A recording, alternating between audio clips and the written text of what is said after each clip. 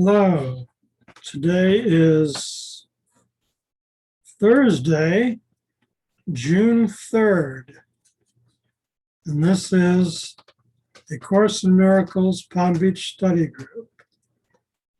Let us begin with a moment of silence.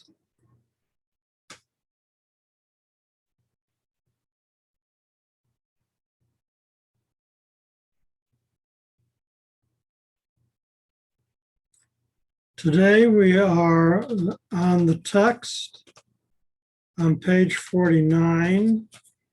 It's chapter 3, section 7, creating versus the self-image. Every system of thought must have a starting point. It begins with either a making or a creating, a difference we have already discussed. Their resemblance lies in their power as foundations. Their difference lies in what rests upon them. Both are cornerstones for systems of belief by which one lives. It is a mistake to believe that a thought system based on lies is weak. Nothing made by a child of God is without power. It is essential to realize this, because otherwise you will be unable to escape from the prison you have made. I'm going to go back and reread this. Every system of thought, there's primarily two systems. Spirit thought, which was created by God, and ego thought, which was created by the one of us, by the child of God. So every system has a starting point. It begins with either a making or a creating, a difference we have already discussed. God created the spirit thought system, but we made the ego thought system. Their resemblance lies in their power as foundations. They both have powerful foundations. Their difference lies in what rests upon them. The difference between the spirit and the ego thought system is that the spirit thought system is truth and knowledge. The ego thought system is lies and illusion. Both are cornerstones for systems of belief by which one lives. We live by either spirit's thought system or by ego's thought system. It is a mistake to believe that a thought system based on lies, in other words, the ego thought system, is weak. It is not weak, it's very powerful. Nothing made by a child of God, that's you and me, is without power. We made it, and it is powerful. It is essential to realize this, because otherwise you will be unable to escape from the prison you made. You can't escape from the ego thought system if you don't realize its power to begin with, and that you made it.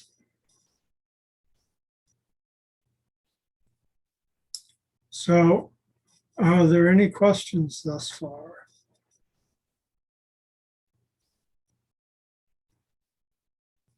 Yes, David.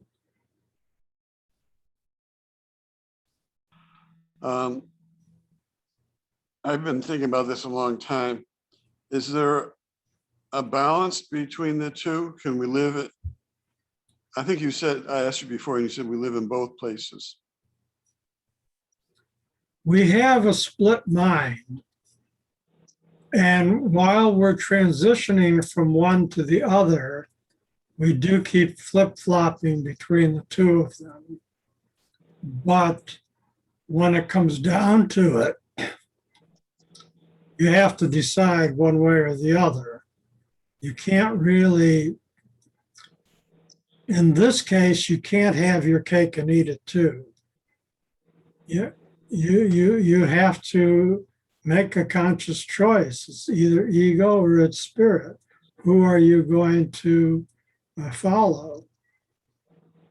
If you're following spirit, then you will slowly dissolve the ego thought system until it disappears.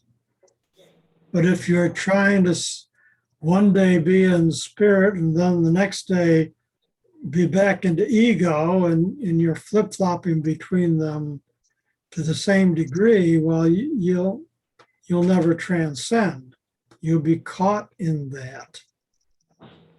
Does that make any sense? I think I'm going to be stuck in this spot for a long time. I haven't been able to figure it out, and it's been many months since I thought about it. I keep on thinking there has to be a balance, because how could I live in, I call the ego world sometimes the material world. I have to earn a living, and I have to get along with other people that are in ego. And I need to be in ego part-time and in spirit other times. But I also found that sometimes I'm just in spirit, but I think to be a human being, you have to have some kind of balance between the two. Well, as long as you believe that, that will be true for you. Whatever you believe is true for you. And the only thing I can say in response to this is to use Jesus as an example, or any enlightened being, the Buddha, Jesus, whoever that we consider to be an enlightened being, completely transcended ego, and we're operating solely from the spirit thought system, yet they were still manifesting in the material world. So they walked through that illusion, knowing it was an illusion, knowing that it wasn't real, knowing that everybody that they saw was a spiritual being and that there was really only one of them. And in some cases, they could even manipulate that material world, changing water into wine, walking on the seas, multiplying the loaves and fishes and feeding 5,000 people, healing sick people, curing the blindness, all types of things we call them miracles. They were just manipulating the ego matter that they were in, but they were doing it as a realized being. They were doing it in their own minds. They were not in ego. They were still in their body because they chose to be, to live as examples to those people who were still caught in ego, so that they could teach them and teach them with words and through example. But in reality, that was a choice that they made, because they didn't have to do that. Once they reached enlightenment, they could have just disappeared and gone completely into spirit world. But they chose to, because they were teachers, to stay and teach. So that's the example to look at. You can still be functioning in the ego illusion. What matters is what's going on in your mind. Are you being judgmental? Then you're stuck in ego. Are you seeing everyone as the son of God, as the child of God? Then you're in spirit. Are you being judgmental? You're in ego. Are you forgiving everyone regardless, unconditionally? Then you're in spirit world. Even though your consciousness may still be walking around in an ego body in the material illusionary world. Does that clarify it any? We're getting closer. Good. Today I had a conversation with a person, and I slipped into spirit. You know, the right words seemed to come to me. At least I thought they were the right words, but the receiver wasn't receiving. They had their own ideas because of their tradition. They kept on repeating over and over what they were taught. And what I heard is, I felt like they didn't believe it, but they felt that they'd were being true to their religion if they disagree with me. And then I asked myself, well, maybe I'm in ego. You know, where, so I said, so let's not have the rest of this conversation. Let's both think about this and come back together and discuss it. Yeah, the best way is not to try to analyze whether you're an ego or not. The best way is to just go on being the best spiritual being you can be, and not even think about or question yourself as to whether you're operating in ego or spirit. Forget that. Just be the best spiritual being you can be. Let it flow. And as far as the other person's concerned, everybody is exactly where they need to be. True. Everybody is on the road.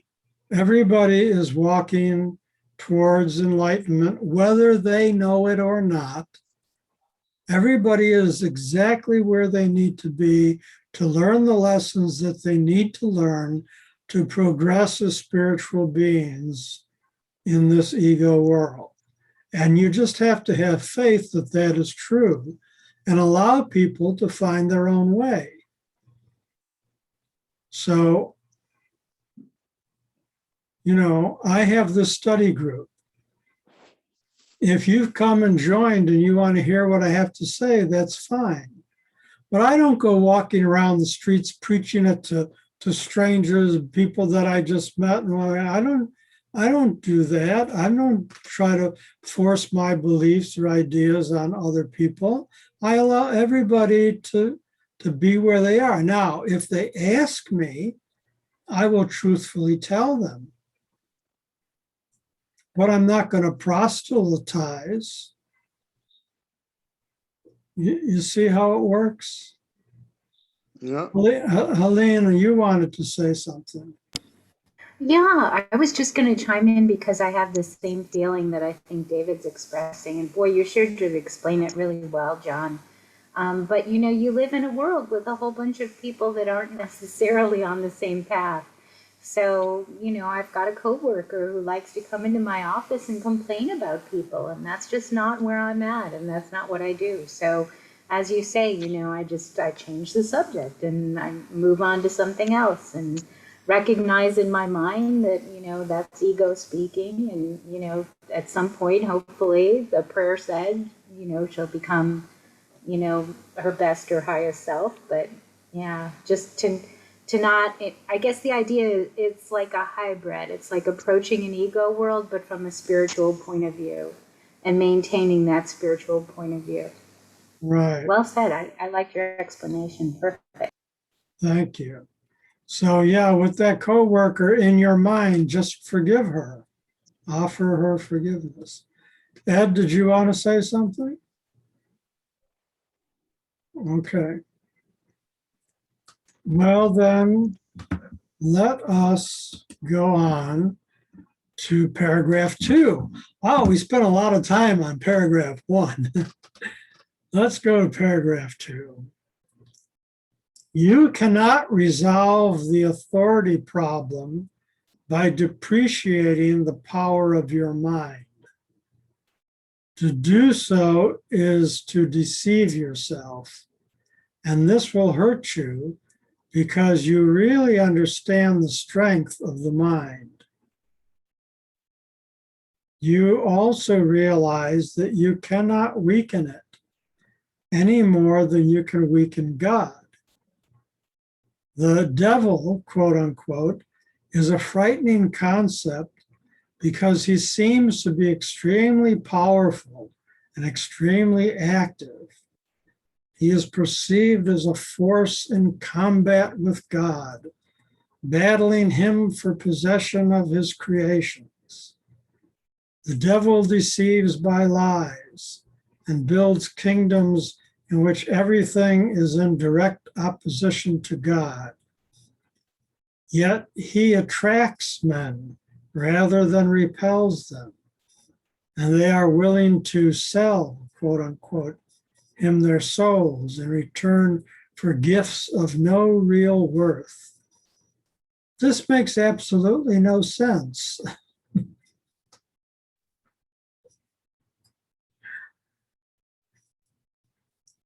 So he's outlining, how the world thinks about the devil, and then he goes on and on about it, and then he goes, this makes absolutely no sense.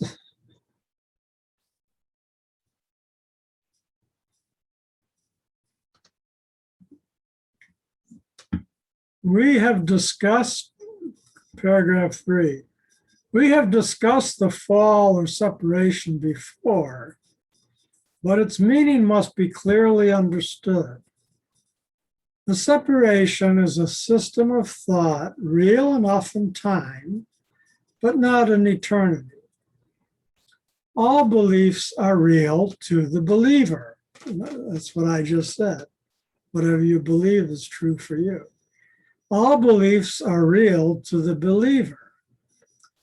The fruit of only one tree was forbidden in the symbolic garden.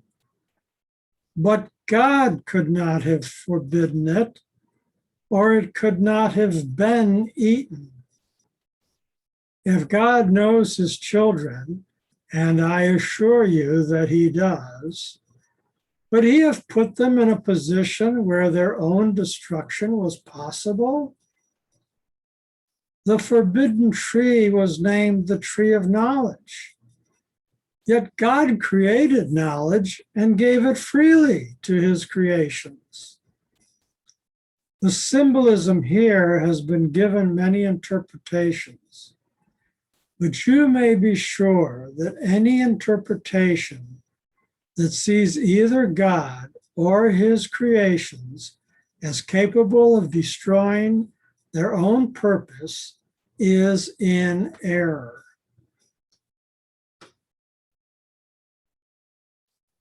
Questions, comments for the last 2 paragraphs?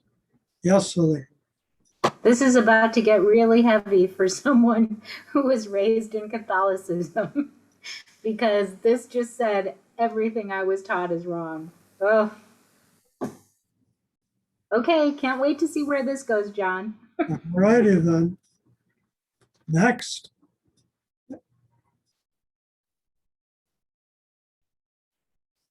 Ed, did you want to speak? Wasn't Okay. just Catholicism. It wasn't just Catholicism, right? Okay, so what else? Are all religions based on this same principle that God gave us this fruit just to tempt us? The evangelicals had the same perception. Yeah. Basically, all all Christians do. Well, remember, this story is in the Hebrew Bible, right?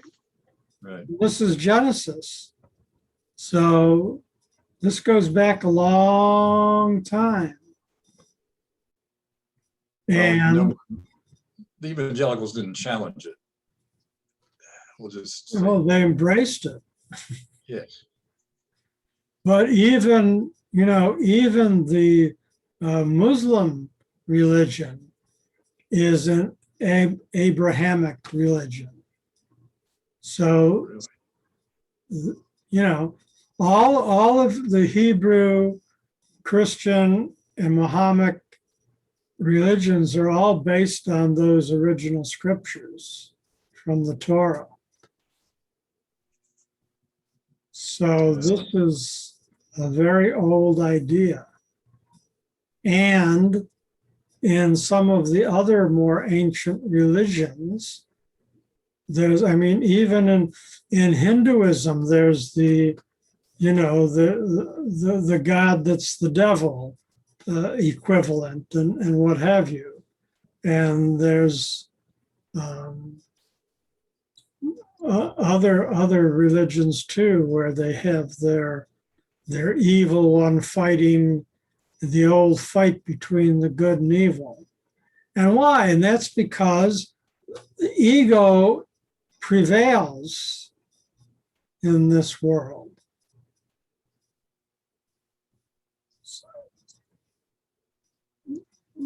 David? My perception from taking this course in miracles is that we're all innocent, we're all one, we're all forgiven. A child, we were born as, we're children of God, we're babies, we're born innocent. It's just the corruption of the ego, other influences of that change us. But we're all innocent. We're all babies. Yes. We're all loved, Yes. Yes, But that's how it, Go ahead. that's how it really is. That's what the Course is teaching us, that we are free and innocent and forgiven, not because we did anything wrong, but because we're innocent in the first place. That's what the Course teaches, which is diametrically opposed to what all of the religions are teaching. But all of the religions are ego teachings. So there's some of us that differentiate between religion and spirituality. So we use that word. Spirituality is more towards what the Course is teaching in terms of, operating within the spirit thought system. Whereas religions, for the most part, are operating in the ego thought system. There's always exceptions because there's always some people who, through their religion, actually do come into spirituality. But that's possible.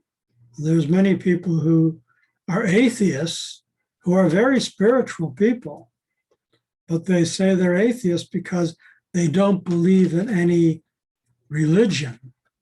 They don't believe in any ego religion.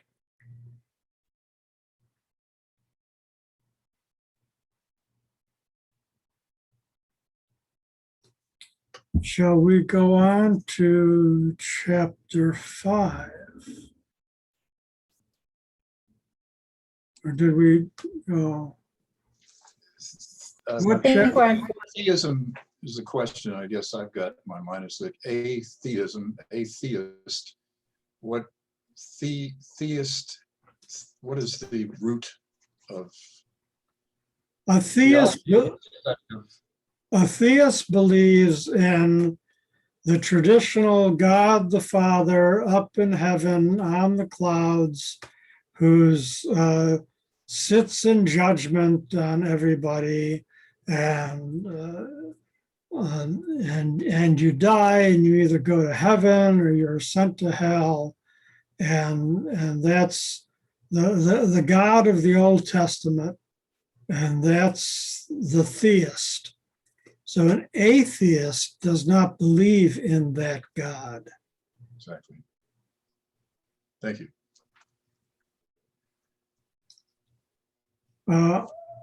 Helene, where am I? 4. I'm starting 4. Okay, thank you. Eating of the fruit of the tree of knowledge is a symbolic expression for usurping the ability for self-creating. This is the only sense in which God and his creations are not co-creators. The belief that they are is implicit in the self-concept, or the tendency of the self to make an image of itself. Images are perceived, not known. Knowledge cannot deceive, but perception can. You can perceive yourself as self-creating, but you cannot do more than believe it. You cannot make it true. And as I have said before, when you finally perceive correctly, you can only be glad that you cannot. Until then, however, the belief that you can is the foundation stone in your thought system, and all your defenses are used to attack ideas that might bring it to light. You still believe you are an image of your own making. Your mind is split with the Holy Spirit on this point, and there is no resolution while you believe the one thing that is literally inconceivable. That is why you cannot create and are filled with fear about what you make. So the difference here is relating back to the very first where it said that you can create and you can make. That making was of the ego, creating was of the spirit. So only God can create. We only make. But some of us think in the ego that we can create. And that's what this paragraph is talking about. Eating of the tree of knowledge is symbolic of usurping the ability for self-creation, of usurping God's ability to create. And the ego thinks it can do that, which is what causes a lot of confusion in people when they don't understand. But in reality, ego can only make, and it's not true. It's what the ego makes is illusion. It's not truth. Yes, Ed. I was thinking that, right, I thought I read that we can create. Where were you reading that? Well, I don't know, I've read up to 220. I got the impression that I thought I read that we can create, and that if we are, I guess we're operating from the spirit. Well, I'm not sure to what you're referring, so I can't say that, I can't say that you didn't read that, but if it is true creating, it comes from spirit. And but like it said here in this paragraph, it says, you can perceive yourself as self-creating, but you cannot do more than believe it. That sentence is 6. So No, okay. you And can, I thought I read the creating in relationship to other people, to your brothers. It I don't know. That's thinking of yourself or love or something was within that framework of creating. But okay, I'll just let it go for now. I'm gonna look it up again and look for it again. See. okay. Thank you. Thank you. So, yeah, Dave, did you want to say something? There we go. It's more of a question. Let's take you, for example. You create or make pictures, or you create or make poetry. Is that creating or is that making? Well, you see, depends on whose definition you're using. According to A Course in Miracles, everything I make. But in human terms, people use that word creating to express what they made. Oh, I created this poem. I created this piece of art. I created this. I created that. But that's using the ego definition. The Course is trying to teach us a new language, basically, and trying to clarify that there really is a difference between true creating and making, which is ego.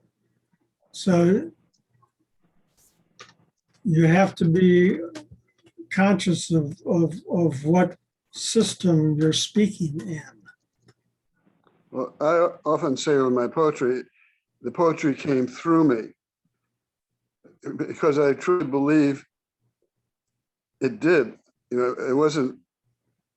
I don't know if it was my thoughts, or it's actually, if it was thoughts, it was thoughts of everything I've ever been exposed to, and I just combine. You know, they just combined in my head. But I don't see myself as. The best way to explain it is I see it coming through me. I can't say I wrote it. Sometimes I don't even understand what I wrote until later. You know, I reread it, or Diane explains it to me, or somebody else. Okay, so you were inspired. In spirit, yeah. Inspired, yeah. So, you know, that's, I understand what you're saying. And again, let's just say that you were inspired to write these words down. You feel that they came from your spiritual self, and you're writing them down in the ego world. And that's fine. And you don't have to give them the word creating or making. You know, you don't have to use that language if it's confusing you. There's plenty of other words to express it. You were inspired to write this. They're words that came from spiritual inspiration. Was it creating? Was it making? Well, who cares? You like the poem, you got something out of it. That's what matters. Don't get hung up on these word definitions, because that can just drive you crazy and get you off the course. That makes sense. Get you off the Course in Miracles. Helene? Yes, it does. It is interesting though, because, you know, we're told in the Course that God created us in his image. And so much of the concepts that are being taught are that, you know, the spirit is in all of us, really. But there's a very fine line that everyone seems to draw, or that apparently you need to, obviously, I guess, between I am made in the image of God and I am God. And I think this is making it very clear in this paragraph. You are not. There is a clear differentiation. As much as we may aspire to be like him who created us, you can't be, and you never will be. Is that the concept? No, not the you never will be. The whole idea here is to work your way to the atonement. Oh, okay. So this is talking just about now then, Well, as you work your way. Yeah, this is talking about when you're operating from the ego mind. Again, go back to Jesus. Jesus, as an enlightened being, was not operating from ego mind. He was operating from spirit mind. So on that level, then he was a creator because he was operating from spirit mind. But until you've reached that point, until you've reached the point of the atonement and you've crossed over, you're still operating out of ego mind. But the closer you get to the atonement, the more you're operating out of the spirit mind, and the less, again, so there's degrees, Is somewhere in the Course it says you can walk just so far. You can go and you step by step, and you can get right to the doorway. But you can't enlighten yourself. It says when you finally reach the doorway, God will reach out and grab you and pull you in. And that's the atonement. That's the enlightenment. God has the last step, the very last step. God will reach out and pull you in.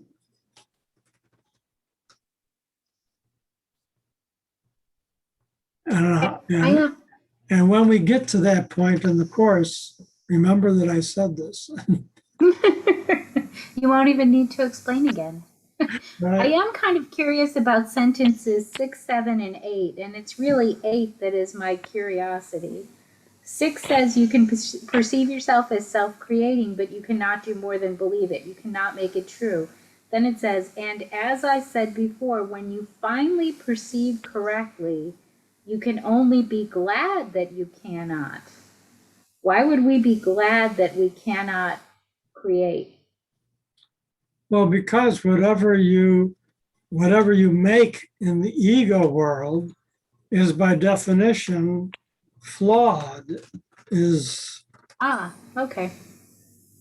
Right? It's full of untruth and contradictions, and that's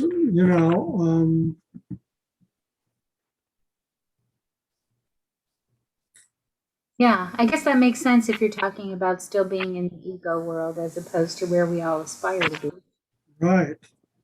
But when you do perceive correctly, when you get to that point of being of working out of ego mind and into spirit mind and can look back, you say, oh, it's a good thing I couldn't create that, because if I created, it would have been real. All of that hellfire and brimstone and devil stuff that I created in the ego would have been real if I was really creating. Fortunately, I wasn't creating, I was just making it. I thought I was creating it, but I was just making it, and it was just illusion, and it wasn't real. Thank God. Yes, David. If I say, I'm the greatest, I write the best poetry, I'm the greatest artist, I push myself, that's in the ego world, and I push myself away from other people in the world. I push myself away from God, or the God within the other. So I think that was an answer to Helene's question in my mind. Okay. Does that make any sense? Um,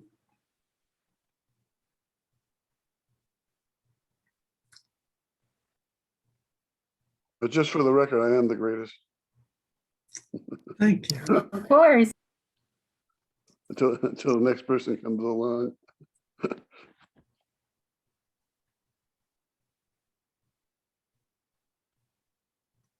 Okay, well, thank you. Let's move on then. We're on 5 now, right? The mind can make the belief in separation very real and very fearful. And this belief is the devil. So the belief in separation is the devil. It is powerful, active, destructive, and clearly in opposition to God because it literally denies his fatherhood. Look at your life and see what the devil has made. But realize that this making will surely dissolve in the light of truth because its foundation is a lie. Your creation by God is the only foundation that cannot be shaken because the light is in it. Your starting point is truth, and you must return to your beginning. Much has been seen since then, but nothing has really happened. Your self, capital S, is still in peace, even though your mind is in conflict. You have not yet gone back far enough, and that is why you become so fearful. As you approach the beginning, capital B, you feel the fear of the destruction of your thought system upon you as if it were the fear of death. There is no death, but there is a belief in death.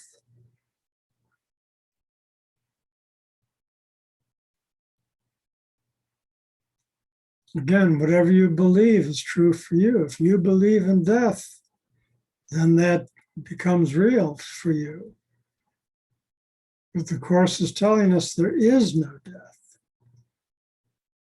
in reality, because we are eternal beings.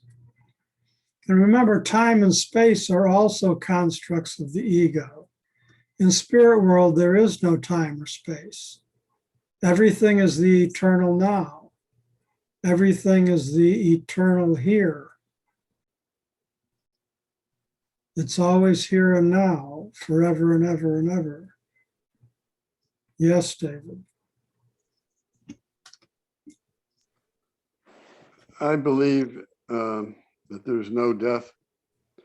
And actually, that woman I was talking to today, I was saying to her, I was trying to explain how I felt about it. And one thing is that like my mother's body died, but I still hold it in my heart. And when I think about her, I think she's still here. I believe she's still here. And that there's, is it the energy of love? Is it love? I don't know, what the words are, but I feel like we recycle, and we never really totally go away. There's a part of us that always stays and keeps coming back. It's almost like, a long time ago, I wrote my first started feeling spiritual. I drew a picture of a tree, and it starts out as a seed. It grows and has branches and leaves, and the fall comes and the leaves fall to the ground, and then they get composted into the soil, and that energy and minerals feed the roots, which feeds the tree to grow larger. Everything is recycled. Everything goes on. Yes, Everything. circle of love. Right. So love never goes away. Right. Love is eternal. I'm going to suggest that instead of saying she's still here, I would say she still is. She still what? Is. She still is. She still is. She is in my life when I do things Right. that I think she'd be proud of. I started talking to her. Hey, Mom, look what I did. I never thought I could do this. I'm doing it just like you said I could. But I had no idea. I don't say it out loud, but these are my thoughts. Right. But see, I'm writing poetry. I got a D in English in high school. It's like I'm doing the things that she said I could do that I didn't believe at the time. Yes, we do grow and evolve as we go on. And I know Ed wants to say something. Go ahead, Ed. John, I'm going to refer you to page 112. I think it's kind of productive to bring this up now, but I just refer you to page 112 for what we were discussing before. Let's just go on in. Do you want to look at that now? Well, I'll tell you what. Away from what we're doing, but You're saying 112. We've got one more paragraph to end out this chapter. So let's go through paragraph 6, and then we'll go to 112. In the meantime, Ed, please refer me to a chapter and sentence instead of me looking through the whole page, okay? All right then, so paragraph 6. The branch that bears no fruit will be cut off and will wither away. Be glad. The light will shine from the true foundation of life, and your own thought system will stand corrected. It cannot stand otherwise. You who fear salvation are choosing death. Life and death, light and darkness, knowledge and perception are oh dear. Somebody pronounce it for me. Irreconcilable, as in differences in a divorce. Yes, irreconcilable. That's a mouthful. To believe that they can be reconciled is to believe that God and his Son cannot. Only the oneness of knowledge is free of conflict. Your kingdom is not of this world because it was given you from beyond this world.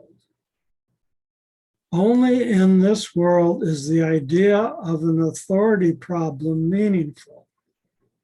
The world is not left by death, but by truth. And truth can be known by all those for whom the kingdom was created and for whom it waits. So what they're saying there is that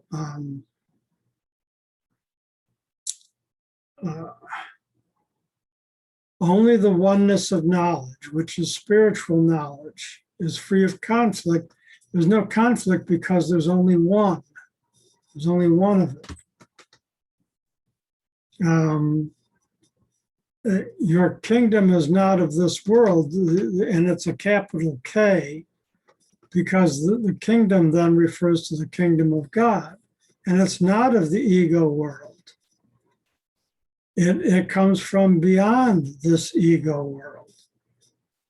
Only in this ego world is the idea of an authority problem meaningful. And last week or the week before, we talked about the authority problem earlier in this chapter. And what it's saying is that, in the spirit world, there's no authority problem because everybody knows that God is the oneness and that's the only thing that exists. So there's no division, there's no conflict, there's no problem with authority. In the ego world, there's plenty of authority problems.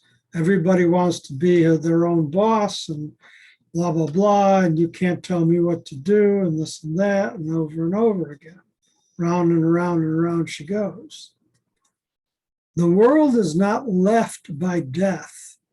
You don't get out of the ego by dying, but by truth, by spirit. And truth can be known by all those for whom the kingdom was created.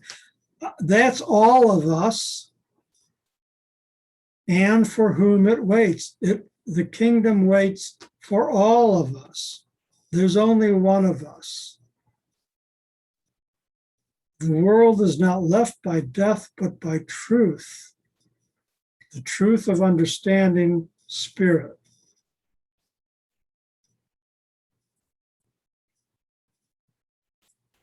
Any questions? Yes, David.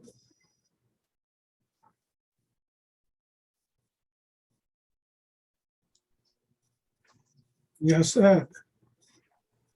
Yes. Hello, Amit. Go ahead, David. Yeah. What came to mind was heaven and hell. Spirit is heaven and ego is hell. But I don't believe in that, but that was my thought. My ego thought, I guess. Okay. Well, it is true. Anybody who believes in hell, that is the ego thought, because God did not create hell. And then, Ed, you were going to say? No, No. Okay. Helene, do you have anything to add? No. So, are we good with this chapter then? We're starting a whole new chapter next week, chapter 4. So if you've got your book, let's turn to page 112 and see what Ed has to share with us. Paragraph 2 Yeah. starts the sentence, thought proceeds from him to you, so much your creative thought proceeds from you to your creation. Wait a minute. What number is the sentence? This is under, I guess it's paragraph. Is this paragraph 1, the last step? Is that a paragraph reference? No, that's All right. the Paragraph section. 2. Paragraph 2. If you created God. Right. Okay. And we'll just drop down to the sentence that starts with with number 3 in front of it, the little number 3. Right. As God's creative thought proceeds from him to you, so must your creative thought proceed from you to your creations. Only in this way can all creative power extend outward. Yeah. And then under paragraph 3, your creations belong in you as you belong in God. You are part of God as your sons are part of his sons. To create is to love. Love extends outward simply because it cannot be contained. Yes. Your creations, under where it says number 8, rule number 8, your creations have always been because you can create only as God creates. Yes. Okay, I get what you're where you're saying. So here's the thing about it. They're saying to create is to love. So as spiritual beings, we're in the ego world right now, but whenever we love, we're exercising spiritual power. And love is what creates. To create is to love. So anytime you love, you are creating that love. And so that's the only thing that will endure. Everything else you make. And this, if it's not coming from love, then it's something you're making in the ego world. So God created through love. And we can create with and through love. But that's not part of our ego creation, because that's part of our spiritual creation. Right. Does that kind of clarify it? Yeah, under paragraph 3, where it's number 8, your creations have always been because you can create only as God creates. Right. Eternity is yours because he created you eternal. So when, when we love, I'm going to say when we forgive, then that is a spiritual creation. So it's not creation in the terms of like creating a building or something in the ego world, part of the illusion. It's a non-corporeal creation, if that makes any sense. It's an energy. It's a creation. It's an energy creation. Paragraph 6 on the next page, it says to think like God is to share his certainty of what you are, and to create like him is to share the perfect love he shares with you. Right. Yeah. So we haven't gotten there yet in our weekly study, but we will get there. All that not too far in the future. But what they're doing here is trying to teach you how to be a spiritual person while you're still living in the ego world. So they're trying to give you lessons here. These are a course in miracles, lessons in miracles, teachings in miracles. And so, a good deal of the book is devoted to showing you the way, giving you examples, trying to explain to you how to live your life as a spiritual being so that you can transcend the ego world and move out of the ego world into the atonement. Yes, David. Love is the greatest miracle. Yes. You might say it's the only miracle. Okay, I'll say that. Okay. That's what this whole course has demonstrated for me. And when you practice it, it's a beautiful thing. Yes. Not be afraid, not be afraid to love. Not let worry about what other people think when you love them. Right.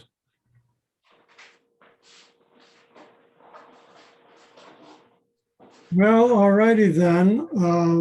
We have reached the end of our hour. I thank you all for your excellent participation this evening, and I look forward to seeing you again. Oh, and so we'll end with a moment of silence, please.